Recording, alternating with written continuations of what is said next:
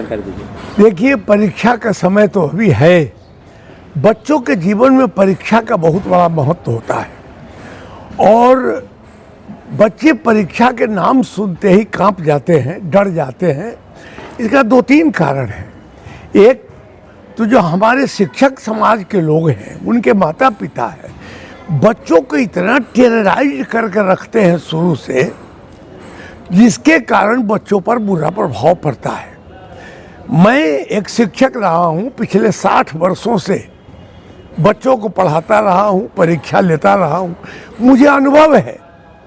जिस प्रकार किसी व्यक्ति को, आप पत्रकार हैं, अगर आपको कोई पत्रकारिता कर रहे हैं, कोई न्यूज़ कवर कर रहे हैं, आपको पहले ही डरा दिया जाए तो आपकी प्रतिभा कुंठित हो जाएगी। निश्चित रूप से आप वह नहीं कर पाइएगा जो आपको करना चाहिए। हमारे अभिभावक क्या कर रहे हैं आजकल, बच्चों को एक बहुत बड़ा हैवोक परीक्षा के नाम पर कर दिए हैं। बच्चे तमाम डर गए हैं, रात में सोते तक नहीं है, घबराहट हो गई है। कभी कभी तो रात में बच्चे स्वप्न देख रहे हैं डर के मारे। इसीलिए मैंने, और देश के माननीय प्रधानमंत्री जी ने इसीलिए परीक्षा पर बच्चों को बड़ा ही ईज कर दिया, रिलैक्स किया कि परीक्षा से डरने की जरूरत नहीं है। और मैं एज ए शिक्षक आपको बता देता हूँ, मैंने कई बार तमाम मेरे 40 स्कूल हैं, सारे में मैंने कहा है, सभी स्कूलों के बच्चों को मैंने बताया कि पहली बात तो है ये परीक्षा को मेक इट ए फेस्टिवल, परीक्षा को महोत्सव बनाओ। परीक्षा एक खेल है, तमाशा है, इतना बनाओ। और जब आपकी परीक्षा का समय आ जाए तो पहला काम तो यह करिए कि कल से अगर परीक्षा है तो रात में कम से कम खाना खाइए, ताकि आपका पेट किसी तरह से भारी नहीं हो। गरिष्ठ भोजन न करें, रात में पानी पिए और पूरा 7 घंटा रात में सोए, खूब सोए, क्योंकि सोने से मन हल्का हो जाता है बच्चों को।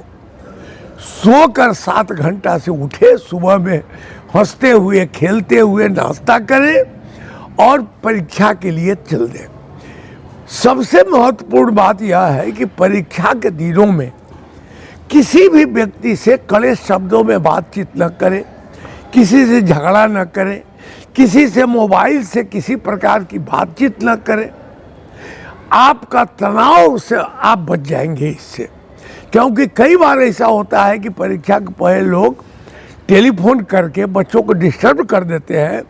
जाते जाते भी, बेटा संभल के लिखना, बेटा संभल के लिखना, बढ़िया से लिखना। हम 10 प्रकार के माता पिता अपनी कामना को बच्चों पर थोप देते हैं।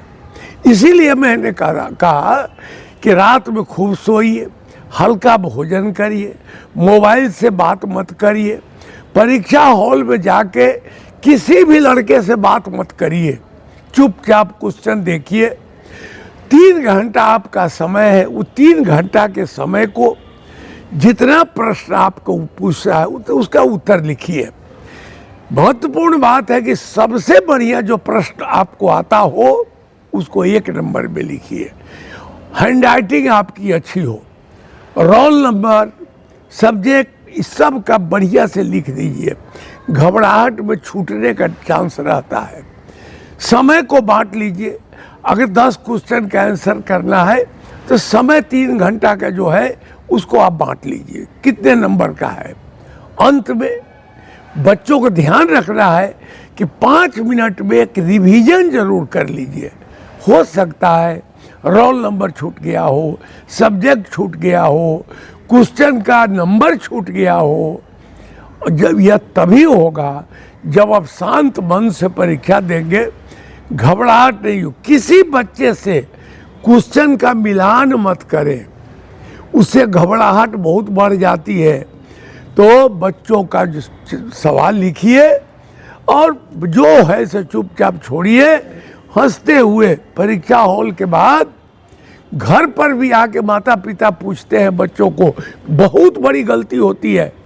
हम सभी माता पिता को यही कहते हैं कि बच्चा जब परीक्षा दे के आ जाए तो उसके प्रश्न का उत्तर मत पूछिए।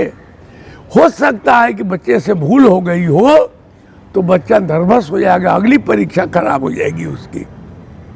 और बच्चों पर अपनी बात मत थोपिए।